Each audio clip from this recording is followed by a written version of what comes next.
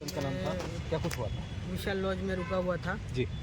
खाना वाना खा लिया, थोड़े टाइम के बाद 11 सवा 11 बजे मेरे को किसी ने खटकाया, तो खोला तो देखा तो 4 लोग अलग थे जिनको मैं नहीं जानता था, और एक जो हमारे लॉज के जो मैनेजर थे इतने साल से जिनको मैं जानता वो थे। तो उन्होंने बोला कि चेकिंग के लिए आए हैं। तो मेरे को लगा ठीक है, भी नॉर्मली चेक करेंगे, कोई दूसरी कोई गलत चीज़ें तो नहीं हो रही है। ठीक है, फिर मेरे को बोला दिखाओ क्या क्या है तुम्हारे पास।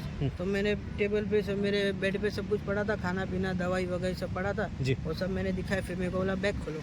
बैग खोला तो मेरे एक बड़े बैग के अंदर एक छोटा सा बैग था, तो कि वो भी खोलो, तो वो भी मैंने खोला। तो उसके अंदर मेरा एक छोटा सा पैकेट था जिसका मैं ऑर्डर का काम करता हूँ। लास्ट 17 सालों से आता हूँ मैं बीड ज़िले में, और ये बात सभी को पता है। और मेरे को बोला ठीक है और क्या है, तो बस एक पैकेट जो छोटा सा, जैसे कि हमने लास्ट टाइम जिसको जो दिया था, तो उन्होंने मेरे को छोटा सा पेमेंट किया होता है, वो हम घर पे जाकर टेस्टिंग वेस्टिंग सब करते हैं। ये बात सभी को व्यापारियों को मालूम है। तो बोला ठीक है और क्या है करते करते, और जब वो आए थे तब मेरा बगैर टी शर्ट में मैं था, क्योंकि नॉर्मली रूम पे जाने के बाद ऐसे ही बैठते हैं लोग वैसे भी। तो मैं था, तो मेरा पूरा शूटिंग वूटिंग उन्होंने अपने मोबाइल में लिया, सब कुछ लिया।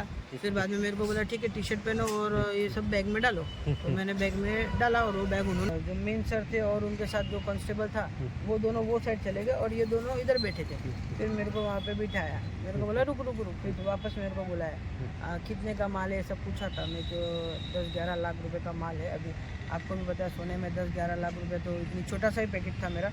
और जो मैं बॉम्बे से लेके आया था और जो मेरे पास से मिला, वो जितना लेके आया था उतना का उतना ही था। मैंने बोला मेरा कोई काम कुछ नहीं हुआ है, ना कुछ 1 रुपये का कमाई हुआ, ना बिक्री हुआ, कुछ भी नहीं हुआ। जितना था उतना का उतना उनको बताया, गिन के बताया।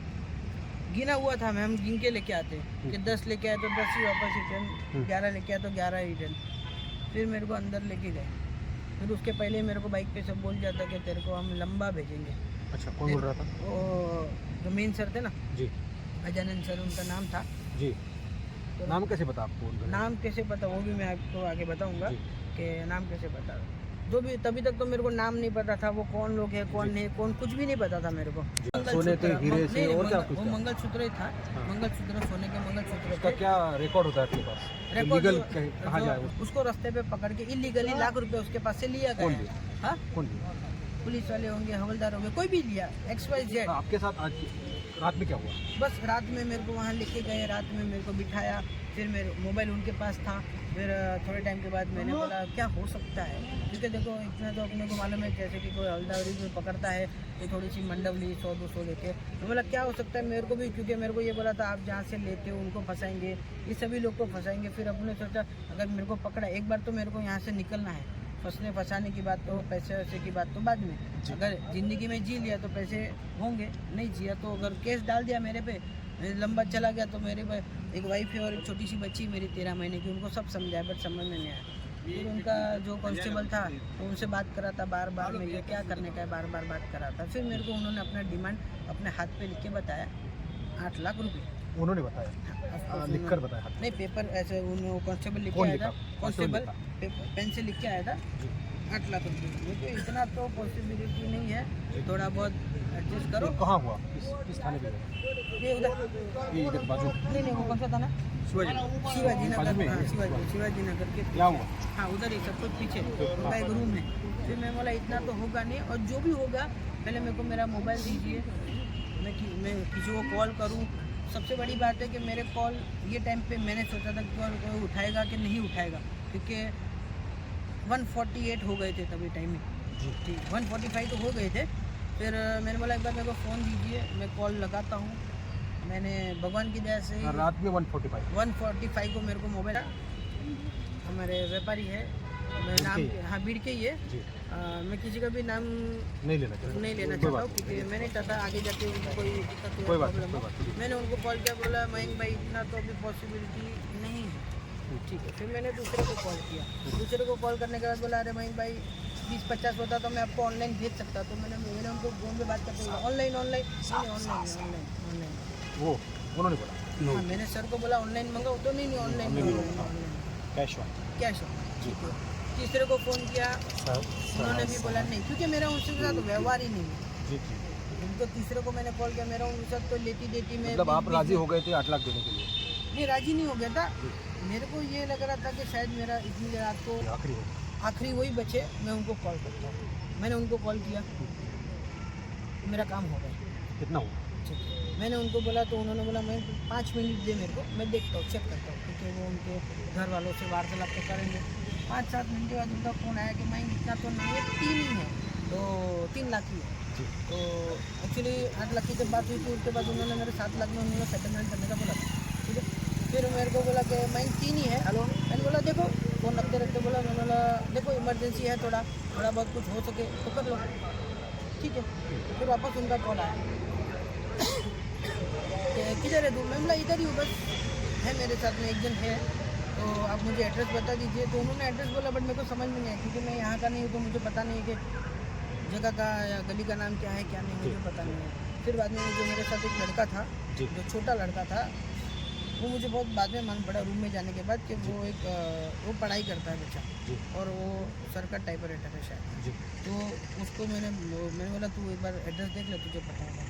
तो सामने वाले ने पूछा तुझे नाम का है, तो उसने बताया नहीं नाम, जी वो डर गया। तो मैंने बोला खाली एड्रेस बोलो ना, वो नाम वाम तो कोई बताने वाला नहीं है।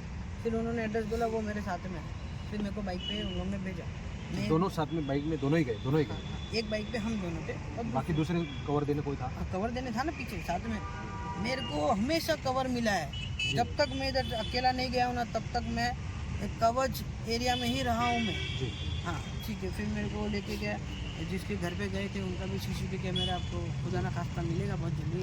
जी उनके घर के बाहर मेरे को ये, तो उन्होंने भी रात को देखो दरवाज़ा खोला नहीं, और जाली के नीचे से मुझे पैसा दे दिया, और लाल कलर की थैली में उसका ब्लैक कलर का हैंडल था। जी वो लड़का मेरे साथ में ही था, जी उसको बिठाया, और वो आगे कवर वाले आगे ही था, वो भी आगे ही था मेरे।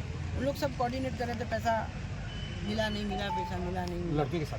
हाँ, क्योंकि मेरे नंबर पे एक भी फ़ोन ये चारों में से किसी का कभी आया नहीं, बट वो प्रकार या ठिकाणी झाला आहे आणि या ठिकाणी तक्रार देण्यासाठी तुम्ही आलेला आहात, काय सांगाल?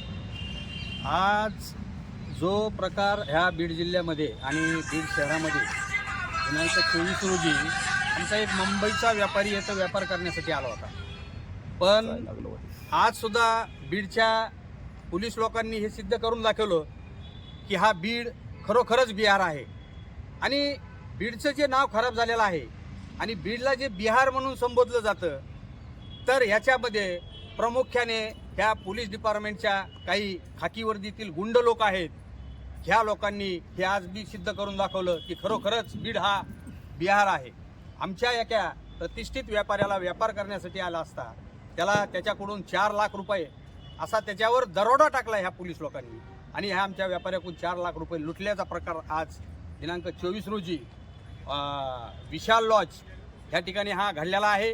हे निंदनीय बाब आहे, आणि आज आम्ही माननीय SP साहेब यांना भेटलो, निवेदन दिलं आणि ह्या तक्रारी दिल्या, आणि हा जर योग्य रीतीने तपास न झाल्यास आणि ह्या भ्रष्ट अधिकाऱ्याला त्वरित निलंबित न केल्यास संपूर्ण जिल्ह्यासह मराठवाडा बंद करून सराफ स्वर्णकार फेडरेशन हे रस्त्यावर उतरणार आहे, असा आज इशारा आम्ही SP साहेबांना दिला आहे। पोलीस अधीक्षकांना भेटलात, काय त्यांनी आश्वासन दिलेलं आहे तुम्हाला? काय त्यांना शांतता वाटते? पोलीस अधीक्षकांनी आम्हाला असं आश्वासन दिलं की बाबा आम्हाला थोडाही पुरावा सापडला तर आम्ही त्याच्यावर तात्काळ कारवाई करू आणि त्याला निलंबित करू।